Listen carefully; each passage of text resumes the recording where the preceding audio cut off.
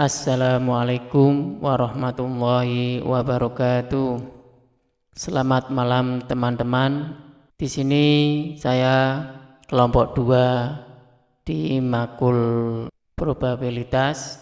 Kita kelompok 2 dengan saya Ahmad Solekan, saya Muhammad Hikmi Zulkifli, saya Sudi Prihatin. Kita bertiga akan mempresentasikan tentang peluang atau probabilitas. Langsung saja kita ke materi yang pertama atau pengertian dari probabilitas. Probabilitas ialah suatu nilai yang digunakan untuk mengukur tingkat terjadinya suatu kejadian acak. Dalam mempelajari probabilitas, ada 3 kata kunci yang harus diketahui. Yang pertama, eksperimen, yang kedua, hasil, dan yang ketiga, kejadian atau peristiwa atau event. Pendekatan perhitungan probabilitas. Pendekatan perhitungan probabilitas dibagi menjadi 2, yaitu objektif dan subjektif. Untuk pendekatan objektif dibagi menjadi 2 lagi. Yang pertama, pendekatan klasik. Contoh, 2 buah dadu dilempar ke atas secara bersamaan. Tentukan probabilitas munculnya angka berjumlah 5. Dalam penyelesaiannya, yang pertama, P atau A, probabilitas terjadi kejadian A. Untuk X, peristiwa yang dimaksud, N, banyaknya peristiwa. Hasil yang dimaksud X adalah 4, yaitu 1,4, 4,1, 2,3 atau juga 3,2. Hasil yang mungkin N sama dengan 36, yaitu 1,1, 1,2, 1,3 dan seterusnya sampai 6,5, 6,6. Untuk yang kedua, B, yang ke B, konsep frekuensi relatif. Menurut pendekatan frekuensi relatif, probabilitas diartikan sebagai proporsi waktu terjadinya suatu peristiwa dalam jangka panjang.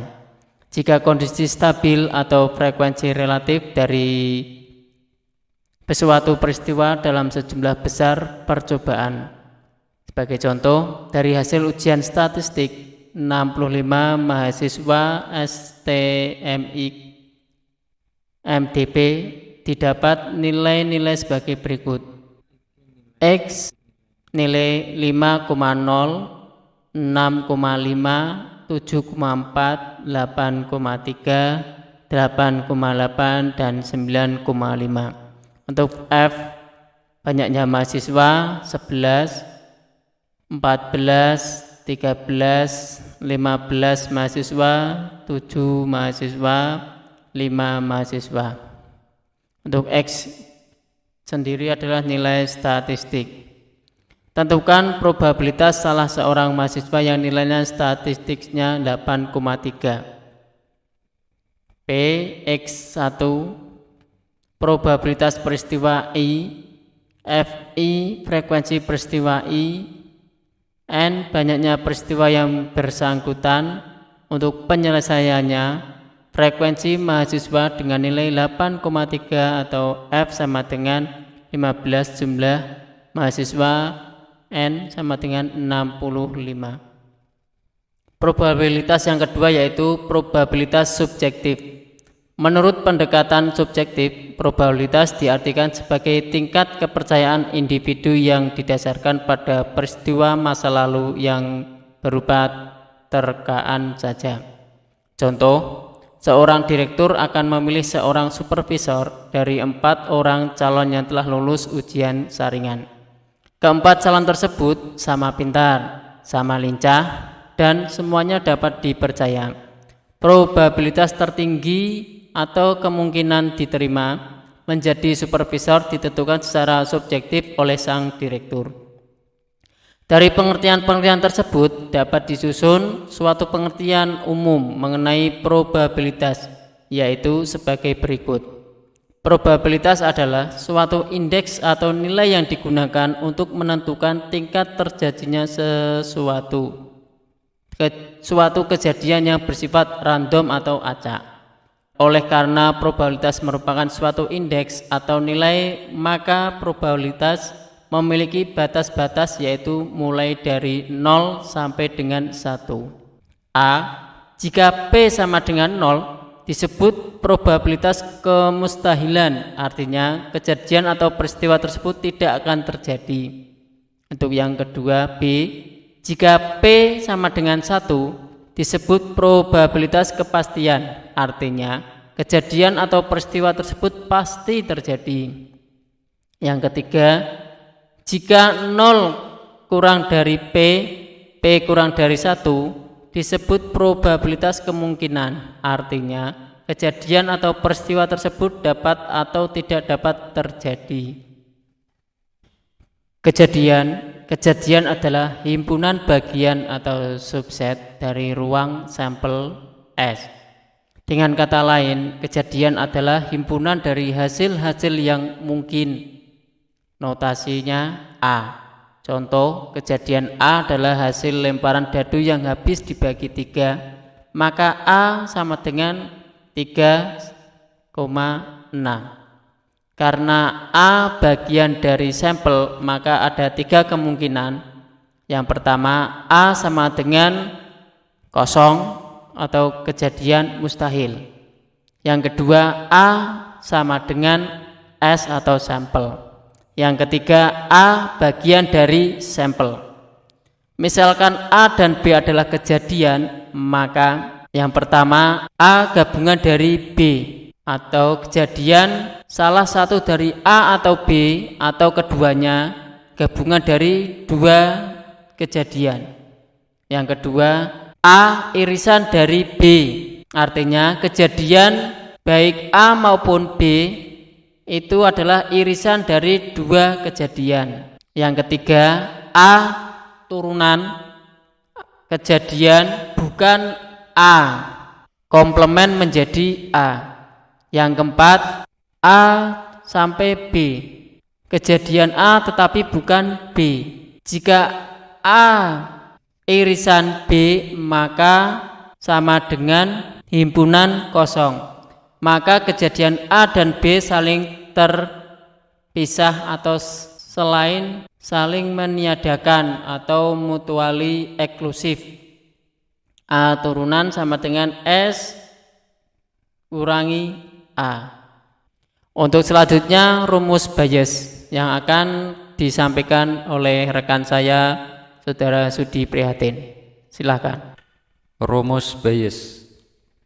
Jika dalam satu ruang sampel atau S terdapat beberapa peristiwa saling lepas, yaitu A1, A2, A3 sampai AN yang memiliki probabilitas tidak sama dengan 0, dan bila ada peristiwa lain, misalkan X, yang mungkin dapat terjadi pada peristiwa-peristiwa A1, A2, A3 dan seterusnya sampai AN, maka probabilitas terjadinya peristiwa-peristiwa tersebut dengan diketahui peristiwa X tersebut adalah, contoh, 3 kotak masing-masing memiliki 2 laci.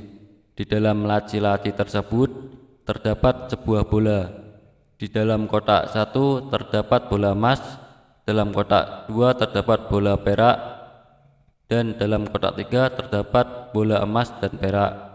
Jika diambil sebuah kotak dan isinya bola emas, berapa probabilitas bahwa laci lain berisi bola perak?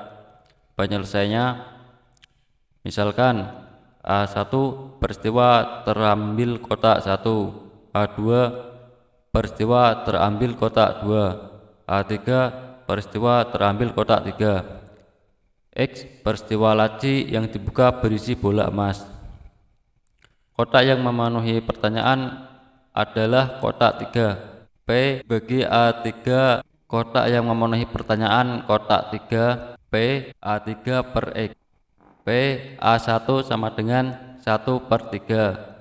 P A2 1/3.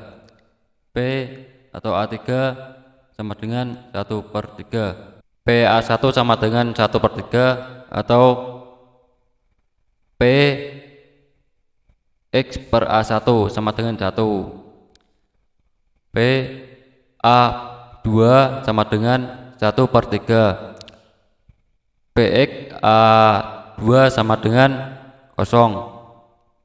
P A3 sama dengan 1/3. PX per A3 sama dengan setengah. Selanjutnya adalah diagram Venn yang akan dipresentasikan oleh teman saya Sigmidar. Diagram Venn. Diagram Venn adalah gambar yang digunakan untuk menyatakan hubungan antara himpunan dalam suatu objek yang memiliki kesamaan.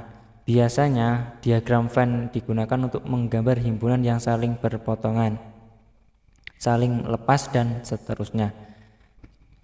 Jenis diagram ini digunakan untuk menyajikan data secara saintifik dan teknik yang berguna dalam bidang matematika, statistika, dan aplikasi komputer. Himpunan adalah kumpulan objek yang dapat didefinisikan secara jelas. Contoh, pakaian yang kalian gunakan saat ini merupakan suatu himpunan. Di dalamnya termasuk topi, baju, jaket, celana, dan lain sebagainya. Kalian dapat menulis suatu himpunan dengan tanda kurung seperti berikut: kurung kurawal, topi, baju, jaket, celana, dan seterusnya. Karakteristik diagram Venn.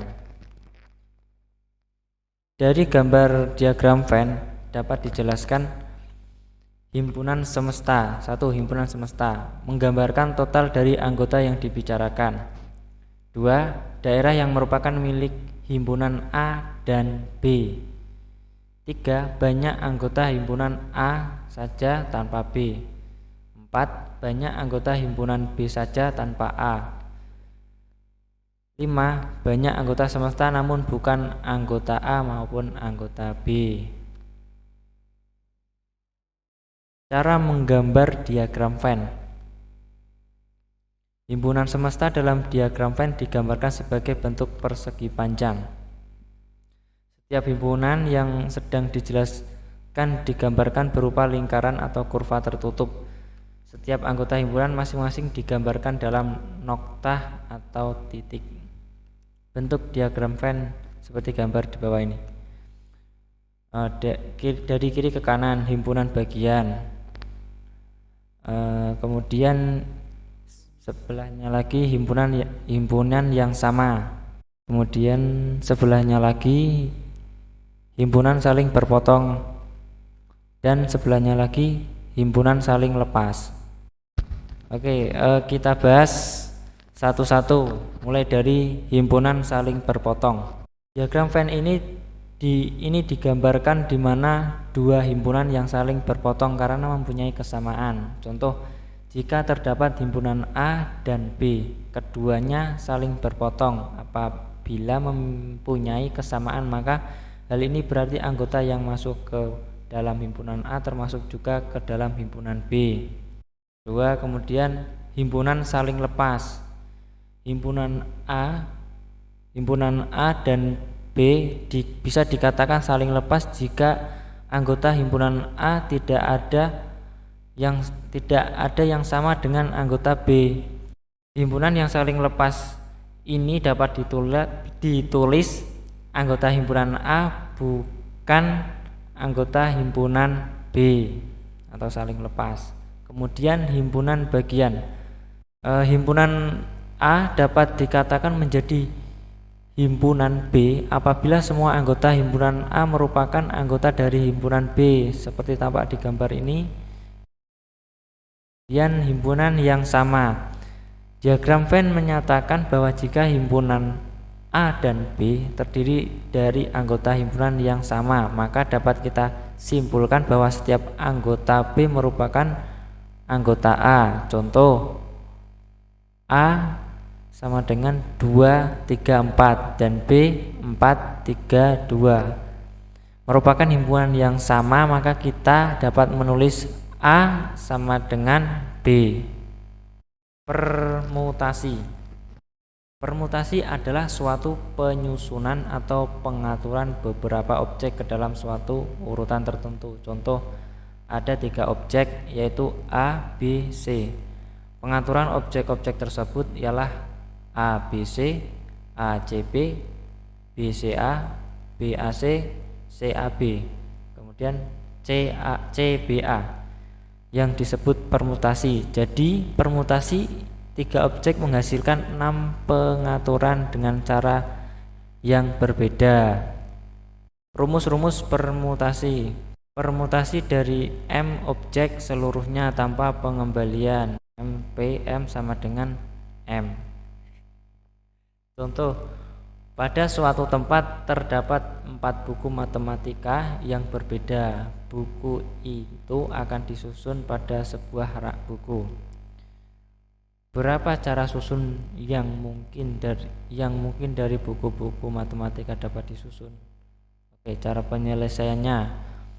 Buku-buku matematika dapat disusun dalam 4 permutasi 4 sama dengan 4 sama dengan P kali 3 kali 2 kali 1 sama dengan 24 cara. Oke, kemudian permutasi dari M objek dengan pengembalian M P X sama dengan M pangkat X. X lebih kecil sama dengan M dan bilangan bulat positif. Contoh, tentukan permutasi dari ABC sebanyak 2 unsur dengan pengembalian unsur yang terpilih. Oke, cara penyelesaiannya M sama dengan 3 dan X sama dengan 2. 3P sama dengan 3P 2 sama dengan 3 pangkat 2 sama dengan 9, yaitu AA, AB, AC, BB, BA, BC, CC, CA, dan CB. Ada 9 penyelesaian. Oke, berikutnya kombinasi. Pengertian kombinasi.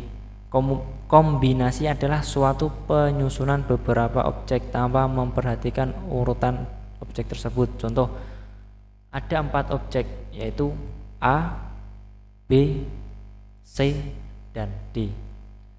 Kombinasi 3 dari objek itu adalah ABC, ABD, ACD, dan BCD.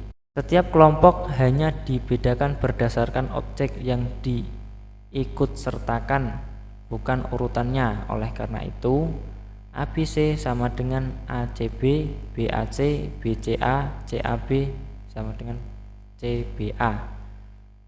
ABD sama dengan ADB, sama dengan BAD, sama dengan BDA, sama dengan BDAB, sama dengan DBA.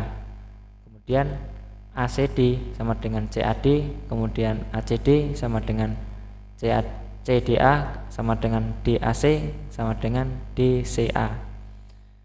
Kemudian BCD sama dengan BDC, CBD sama dengan CDB, sama dengan sama dengan DBC, sama dengan DCB. Oke, rumus-rumus kombinasi. Kombinasi X dari M objek berbeda. M CX sama dengan M faktorial per M dalam kurung M kurangi X faktorial, kemudian X faktorial sama dengan M lebih besar dari X. Contoh, dari 5 pemain bulu tangkis yaitu A, B, C, D, dan E, hendak dipilih 2 orang untuk pemain ganda. Berapa banyak pemain ganda yang mungkin terbentuk? Penyelesaian M sama dengan 5 dan X sama dengan 2. M C2 sama dengan 5 faktorial per 5 kurangi 2 faktorial kali 2 faktorial sama dengan 10. Sekian dari kami materi tentang probabilitas. Hanya ini yang bisa kami sampaikan, kurang lebihnya kami mohon maaf. Mungkin lebih jelasnya nanti akan dijelaskan oleh Bu Hoirunisa. Dan mungkin ada yang pertanyaan, monggo kita beri kesempatan untuk bertanya. Terima kasih dari saya, dari kami. Apabila banyak kekurangan kami mohon maaf. Akhirul kalam. Assalamualaikum warahmatullahi wabarakatuh.